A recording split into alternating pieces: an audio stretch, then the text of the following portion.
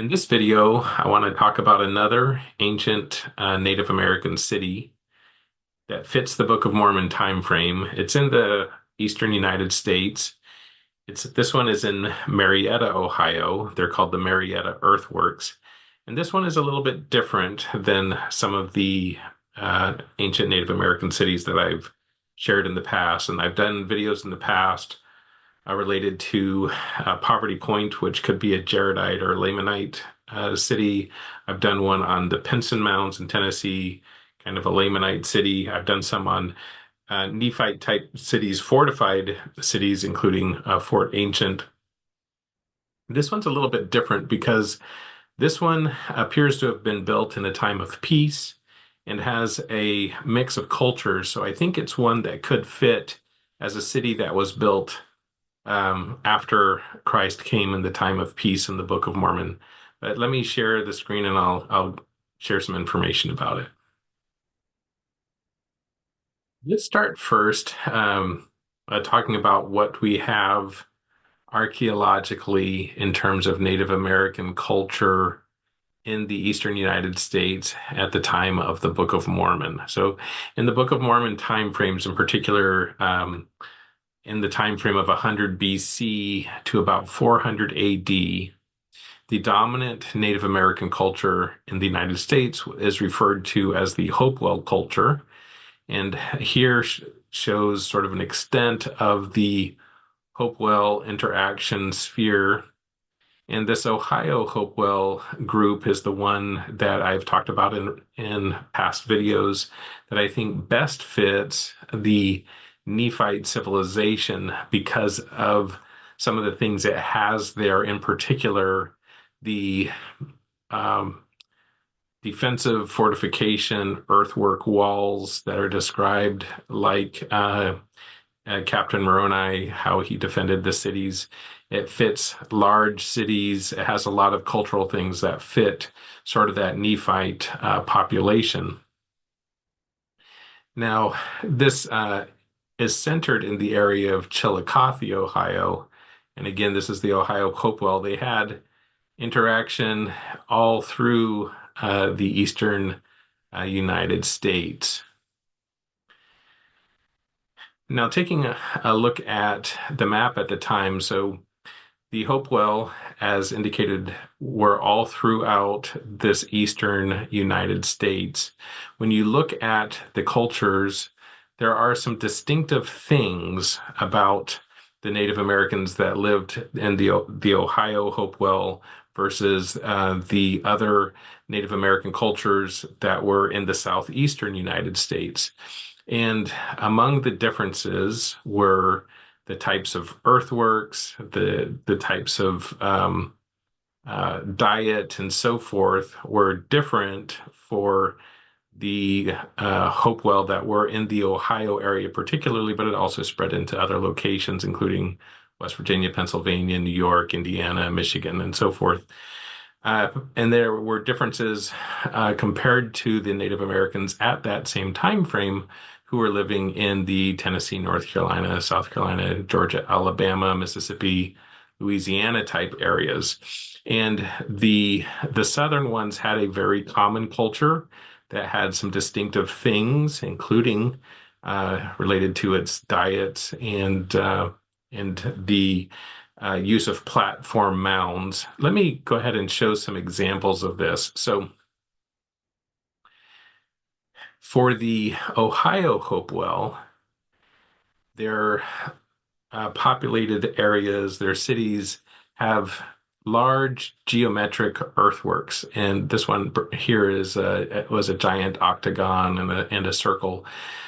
They weren't always the same. Often large circles, squares, octagons, these other kinds of large geometric earthworks, and that was sort of a distinctive thing for that culture. Those are not found as often south of the Ohio River.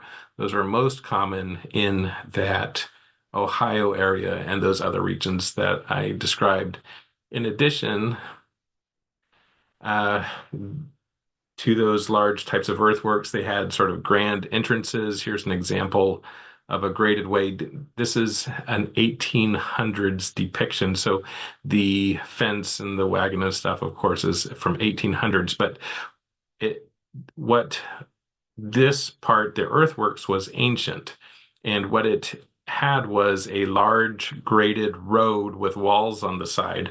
This was in the Piketon area in south central Ohio. There was also a similar type road with lower walls to the road and about 200 feet across.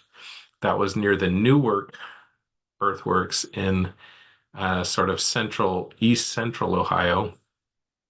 And then also we'll see the similar thing that will happen in Marietta, Ohio. In contrast, when you went down into the southern locations, there are a number of platform mounds. Here's a particular platform mound. Now, this one is from the Poverty Point site, but there are a number of these kind of rectangular platform mounds, which were distinctive for those sites. There weren't very many of these in the Ohio area. This was more distinctive to the southern Native Americans. There's a third type, and it's referred to as the Adena culture, and these are large conical mounds. Now, there are smaller burial mounds all over the place, north, south, all over. But these very large conical mounds, some people think may have been, they're called the Adena culture. Some people think they were related to near the end of the Jaredite civilization, or perhaps the Mulekite civilization. Now, in the southern areas, they did have large mounds too, but for example, with a Pinson mound, it was a large mound, but with more of a rectangular base instead of a conical circular base. Okay, so those are some of the distinctive styles. Now, as I said, in the Ohio area, which I think was the Nephite area in the times of war related to Captain Moroni in particular, the large cities had large walls that were built up with ditches outside of them. Examples of that are at Fort Ancient, Ohio, and there's a number of other examples, and I've done videos on that in the past. Well, in Marietta, Ohio, and actually, let's go to Google Earth and show you where Marietta is.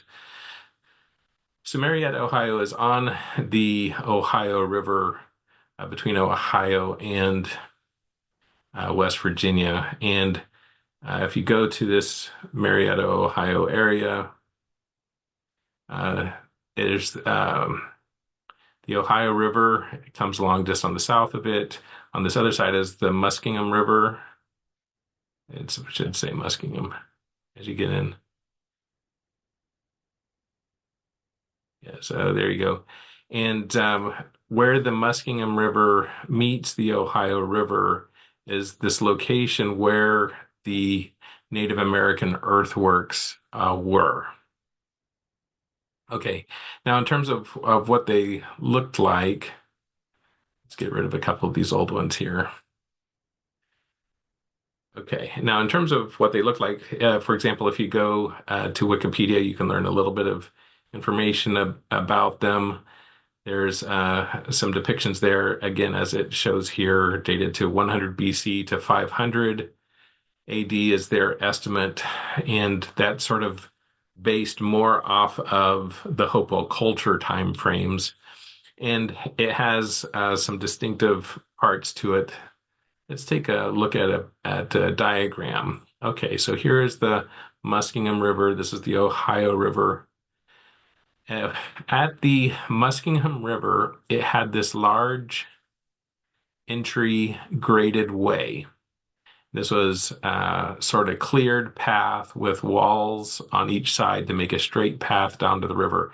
It was a 150-foot wide walled pathway from the river up to this large 50-acre square earthwork. And then inside of the earthwork were two large rectangular platform mounds with ramps. There's another rectangular, smaller kind of a platform mound without a ramp, and then a square, and then a large conical burial mound with a ditch around it. If you want to learn more about some of the some of the Marietta earthworks, a couple of good websites that relate to it are this ancientohiotrail.org. It will talk about some of the key spots of the site, for example, the conical mound, a couple of the rectangular platform mounds. One of those rectangular platform mounds, they built the library of the town. The town library is this is a little rectangular platform mound, and they built the library on top of the rectangular platform mound. And then another rectangular platform mound, which is gone now, just it's a kind of this large rectangular 10-foot tall, 200-foot long platform mound, and now there's just a sign there. Okay, this is another one that's good. It's called the Mound Builders Art. It's at openvirtualworlds.org, and it has a for the Marietta Earthworks site some good information on it. Now, it was found around the time of George Washington in the 1780s. They saw it. It's when they first decided to settle in that area. Unlike some of the other Native American sites, they didn't just plow it over. They decided to actually build on and around it and preserve it, including the burial mound, the rectangular platform mounds, the ceremonial graded walkway that's down to the river, and so forth. And at that time, with George Washington, one of the people that um, assessed it said, this was actually a man named Manasseh, which is interesting, Reverend Manasseh Cutler. When he looked at it, he counting the trees, and then there was with the rings, and it said it has to be at least 1,000 years old. And like I said, it's since been dated to the Book of Mormon time frame. Okay, and it has some of the original drawings and things from the 1780s and letters about it and so forth, and the depictions from that time. This was the uh, burial mound that's there. Now, there was down in it, there was a burial. It was an individual buried underneath a flat, just under the top, and then underneath a flat stone on top of some other stones. There was a burial that was there, and it's about a 30-foot high, about 30-foot high, maybe 30 foot or more wide, um, uh, conical mound with a ditch and a berm around it. Okay. And then these depictions of what they saw, again, looking from inland out to the river, the large square, the platform mounds, the other square, and the burial mound, and then the way, graded way out to the river. Here's the depiction of that graded pathway down to the river. It was, again, 150 foot across with walls on the side to make this big ceremonial pathway from the river up into the ceremonial complex. And there's an example of the platform mounds. Okay, and this is another depiction of that burial mound. Now, some people, in looking at this burial mound that's in Marietta, have pointed, well, first, let me back up. So, Marietta, Ohio it's unusual because it fits in Ohio where the other Ohio Hopewell locations are. It does have some things that shows some commonality with that culture, including the large geometric earthworks, including the two squares, and then the large graded pathway down to the river. So that's clearly Ohio Hopewell, same types of things you see in the other what I think were Nephite cities in that Ohio area. But the Marietta location also has, as I showed, a couple of the rectangular platform mounds that were more indicative and use what was used in the south of the southeastern United States, which I think fits the Lamanite culture.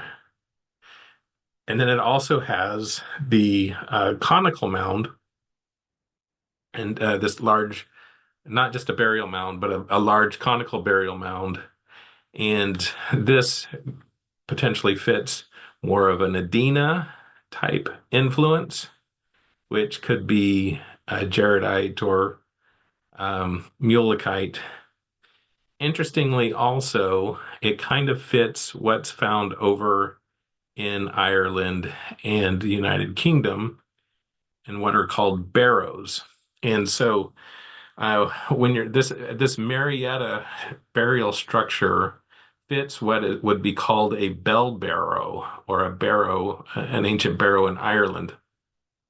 If you go and take a look at, this is just another one for Marietta. Okay, so in Irish archaeology, a barrow, like it says here, is a prehistoric burial mound, usually circular, goes back for a few thousand years. It's circular, surrounded by a bank and ditch. And then inside it can be a mound or a flat platform or something like that. Now, there's thousands of these types of barrows, small, large, different types throughout Ireland. They're also in the United Kingdom. Here's an example of a circular with a sort of the inside being more of a flat, low mound. But and here's sort of an example of just how many there are.